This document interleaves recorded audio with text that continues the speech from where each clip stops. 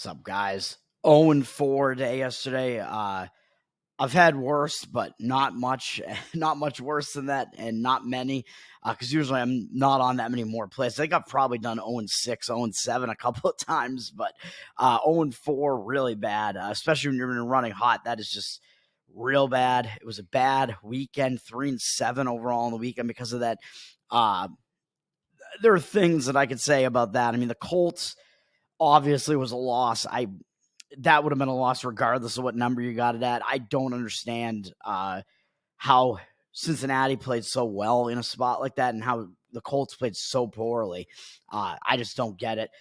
The other NFL game should have been a cover, and it was at the better numbers. I mean, that's the importance of getting the good number. You kind of know, like, oh, of course, it's going to land a half point away from where my play is on the 11.5. And at the same time, my basketball play also lands a half point off in the number. So I lose two of those games right there at basically exactly the same time in the evening by a half point. I was really losing my shit. I was not happy.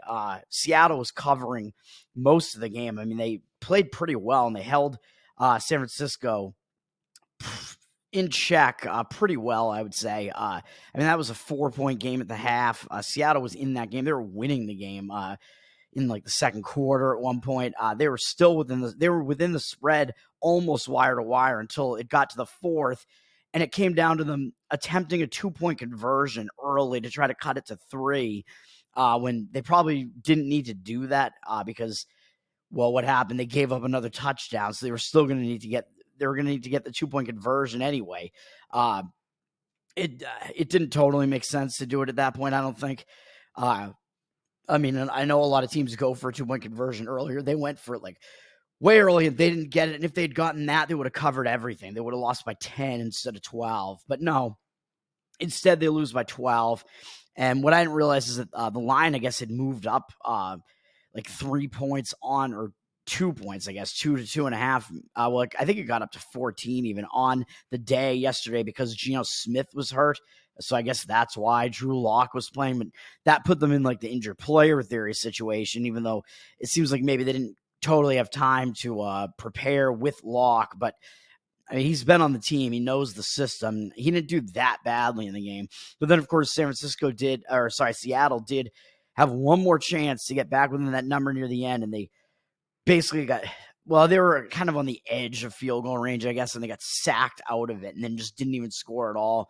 And if they had scored the field goal even on that, because they needed 2 scores, so they potentially could have kicked a field goal on that drive and covered the number, and that didn't happen either. So I think Seattle was the right side. They should have covered all the numbers, and they didn't cover the worst of the numbers. I didn't realize that the Lock situation was going to happen. Sometimes you just can't like anticipate those things. Like, I don't think that or the Geno Smith situation. I mean, I don't think that was the case up until like game time or maybe Saturday night. I really don't know. And then, what was the other? Oh yeah. And then Tennessee State, give me a break, man. That's one of the worst beats that I keep taking these like bad beats, like 2 weeks in a row, a couple of bad college basketball beats. That one, they were covering wire to wire. Like the only point where they were not covering was literally the final score in that game. They were winning by 7 as a 6.5-point dog at the half. I don't even know if the number got up to 7. That would piss me off even more if it did. And if I could have pushed, if I got the extra half point. And then they were winning again, like for much of the second half, and they were winning by 3 with, I think, 2 minutes left in the game. So it's like, yeah, I mean, this is a close game. They're probably going to cover as long as it doesn't go into overtime. And then I think they were maybe tied or down 2 with very little time left. And they started intentionally fouling. They only scored 1 basket, 2 points in the last. They were up 69-66, and they lost 78-71. So it was a 12-2 run for Lipscomb in the final, I don't know, like minute and a half, maybe. It's just so ridiculous. And like in the final seconds, like Tennessee State was still within the number and potentially could have even won the game outright, I think. And then they wound up not being able to do that, and they intentionally fouled multiple times. That's what always happens. And then they stop intentionally fouling once they're down 3 scores at 7, and that's what happened. Absolutely ridiculous. Tennessee State absolutely should have been a win. It was essentially a wire-to-wire cover. They probably should have won the game outright. That really angered me really bad. And then the hockey game, I don't really think it was the wrong side. I mean, if you look at the game statistically, Chicago, it was really it all came down to like goaltending and like giving up too many goals because they had more shots. That might have been a product of them being down the whole game. But they had more shots, they had more hits, they had more power plays. They won the face-off percentage battle. They won the game statistically, and they were just losing the whole game. So I don't know, except they were winning 1-0, I guess, early in the game. But yeah, I just don't know what to say about that. Moving on to today, and I'm not even feeling great about these, really. We have NBA. NBA was off yesterday. Most teams have had 2 days off because we had the break for the in-season tournament crap, which makes, well, and I should say NHL, I'm just going to pass on the card, and college basketball, I'm also passing. NBA, there's a bigger card, so I am going to pick a couple of spots here. But now, because of the in-season tournament, I could see potentially wanting to fade the Indiana Pacers here. And it looks like the number's gone down from 7.5 to 6.5 with juice. So maybe 7 is where it is right now. On the road at Detroit, they got 93% of the cash, but 89% of the tickets. So it looks like they have the cash discrepancy on them. But I don't know if that's the case, but they're definitely going to be the public team after what people just saw. People just saw Indiana make this nice run through that tournament, beat the Celtics, beat Milwaukee, although, like I said, I don't think those teams are really taking that game, that tournament totally seriously, really. The in-season tournament, this is not the playoffs, okay? It doesn't matter as much. But then Indiana finally lost in the final to the Lakers, so that would have me leaning against the Pacers. And that game was pretty close late in the game. Like, with 6 minutes left in the game, Indiana was within 3 in that game. I'm tempted to actually do this right now. Should I do it? Should I take my my team that did it for me last year, the Detroit Pistons, who've been playing so awful recently? Yeah, let's do it. Let's do 3 plays here. Hopefully I can make this real quick. Let's see. So Pistons, we can jump on it at 7. Yeah, let's do that. All right. Detroit Pistons +7. That's going to be the first play. In Indiana, so like I said, as we all know, they're coming off losing in the conference or in the in-season tournament and played really tough. 3 straight max effort games, pulled off those 2 huge upsets over the Celtics and Milwaukee, almost beat the Lakers there at the end and just fell a little bit short. So I think they're going to be in a down spot after that. And pretty much every other team has extra rest over what they have because they only had 1 day off, whereas everybody else is having multiple days off. Now they have to go from Vegas to Detroit. Detroit, I don't know what they've been up to besides losing constantly. Even though they were my team last year, they're 2-20. They've lost, I don't even know how many games in a row they've lost. I think they were 2-1 at one point. So I think they've lost 19 straight games, which is just insane. And the last time they played the Pacers in Indiana, which wasn't that long ago, they got absolutely destroyed. They lost by 13 points. I like it. The last game they played was in Orlando, and they got absolutely wrecked again. They're coming off like a 30 whatever point loss there. They have the extra day off. Maybe that'll help break that like losing momentum a little bit. And Indiana does have Milwaukee up again next, even though they did beat Milwaukee in the tournament. That's still a big game there. It's the Milwaukee Bucks. They could have overlooked the Pistons here. I think it's a sandwich spot between the in-season tournament final and the Milwaukee Bucks coming up. Detroit needs to do something, man. They're going to want to show up at least. They're getting a bunch of points at home. Pacers look too good. The public is on them. They're not going to want anything to do with the Pistons. Detroit Pistons +7. Play number 2 is going to be on the Toronto Raptors, and the market looks good for this as they have 59% of the cash, but 77% of the tickets are on the New York Knicks, who are also in the in-season tournament. Wait, were they? I believe they were. The Knicks, they got knocked out by Milwaukee, I believe. The Knicks have flipped. This looks like from a 3-point underdog to a 4.5-point favorite. I don't know when they would have ever been an underdog against the Raptors. That doesn't make sense to me. Toronto has a couple of injuries, but it's not key players, so I don't know what is going on with that line there. I think Toronto just has a couple of like bench guys that are hurt right now. I think it's like Koloko and I forget who the other injury. I think it's Otto Porter Jr. whatever the case may be. It looks like the market is indicating on the Raptors, and I kind of like this because last time we saw the Knicks, that was that they were in that in-season tournament and they lost to the Bucks, but then actually they played the Celtics after that, which I think was that was after they got eliminated. I don't think that was part of the tournament. That was in Boston. They played the Celtics pretty tough, man. The Celtics started to get margin and were up like 20 in the third quarter, and the Knicks kept the effort going, man. And they got back within single digits like later in the game. They were within, I don't know, 8 or so with like a couple minutes left in the game, maybe even in the final minute, they were within the double-digit mark. Knicks didn't really let up. That's a tough game. That's a battle against the Celtics, like a tough, like defensive game there. Now they're actually returning home with 2 days off from a 3-game road trip that took them to Toronto and then Milwaukee and then Boston. So not really that far, although it took them out to Milwaukee, and they lost pretty badly at Milwaukee. But to start that road trip, they also did win at Toronto. So now they beat Toronto in Toronto's house 10 days ago. So now this is a zigzag. And Toronto, I believe, was a 3.5-point favorite in that one. Were they? I think it was something like that. Was that what it? I don't know. That seems high. No, 1.5. Sorry, 1.5.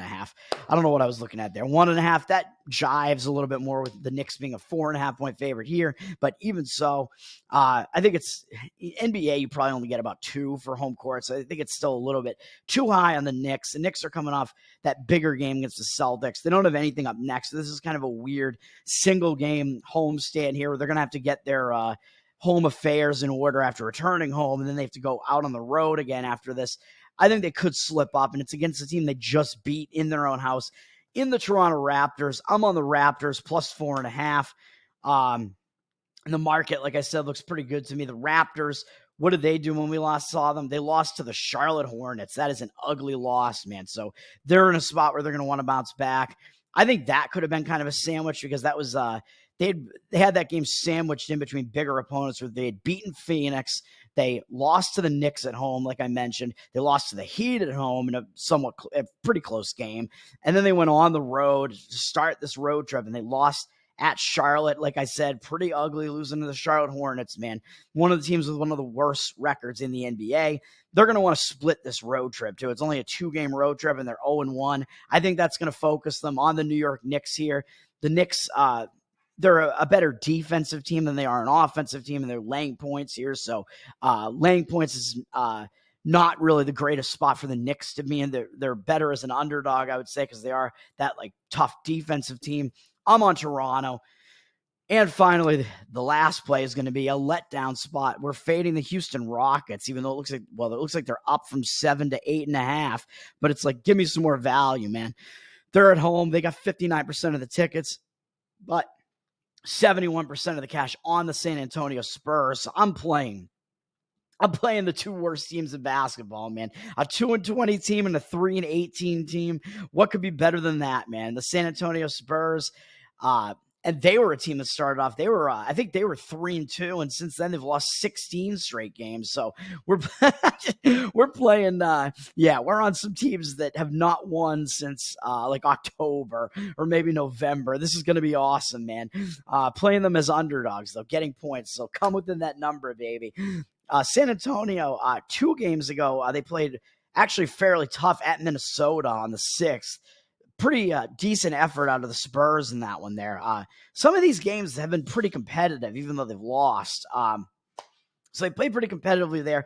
Then they came home. It was from a 2-game road trip, and it was off of that pretty tough Minnesota game. So maybe not the best spot there in a single-game homestand with only 1 day off there. Well, and then a day off after it as well. They lost to the Chicago Bulls, who do not have a very good record. That's not a very good game.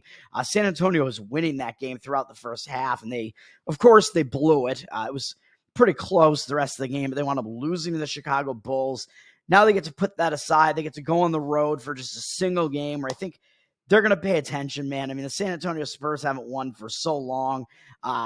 People are arguing that these teams are tanking. I don't really think so because you're not tanking if you're putting up a competitive effort and losing by 8 at the Minnesota T-Wolves and losing by 6 at Golden State and losing by 12 at Denver and whatever. I don't think so. So I think this is going to help them focus on basketball. Plus, it's Houston. It's one of their in-state rivals, and Houston has been outplaying them. And, of course, Houston has Ime Udoka, who the Celtics never should have fired for whatever, for infidelity or whatever it was. I don't even know, man. He's a really good coach, a defensive coach. Houston has been playing really well. What's Houston off of? Well, they played in Denver in Elevation on the 8th.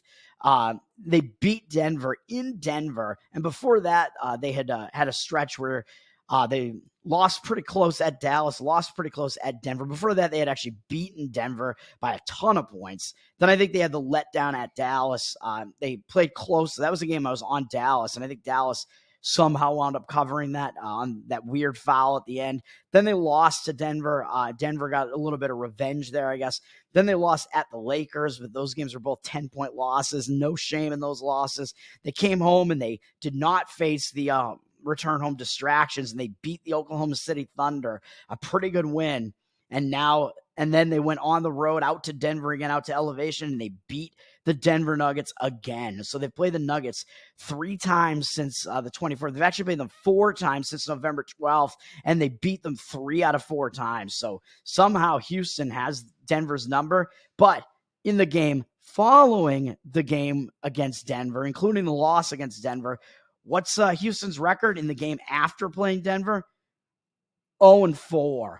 They are 0-3. This is going to be the 4th one. Sorry. Oh God. Now I just jinxed it. No, they're 0-3 in games after they played Denver. So that's not good. Obviously, I believe they didn't cover the spread in any of those. The Dallas one was close. That was the one I was on, but I think they didn't cover that. The game at LA, actually, I don't know, because that was only a 6-point loss. And then the other one was Denver. LA beat them by 10. The other LA, the Lakers beat them by 10. So yeah. So Houston's coming off that huge win over Denver. They have Memphis up next. Memphis has been kind of playing a little bit better. They started off really bad, but we know Memphis isn't that bad. They're not as bad as their awful start was. They were a team that was in the playoffs last year. So that's a bigger game than this one is, I think. This is bigger for San Antonio. Houston's one of the better, San Antonio's the little brother in the state of Texas now. They're going to want to show something. Houston, I think, is in a letdown spot. I don't know if I said the percentages. I think I did. Yeah. So let's do it. I got to get out of here. Those are the 3 plays today, all in the NBA. Playing some real stinkers, man. Some real ugly ones. Detroit Pistons +7. And then, as I mentioned, the San Antonio Spurs +8.5. We're getting teams that have not they have not won since October and November, man. This is going to be wild. Teams that are on just absolutely insane loss streaks, but you're buying really, really low on them, buying so low on them, and you're selling, I think, a bit high on their opponents. And then the other one is Toronto Raptors +4.5. Let's do it, man. Let's bounce back from yesterday's ugliness. My NBA has been really good. I think I'm 26-10 in the NBA or something. I want to keep that up. Let's do it. Peace.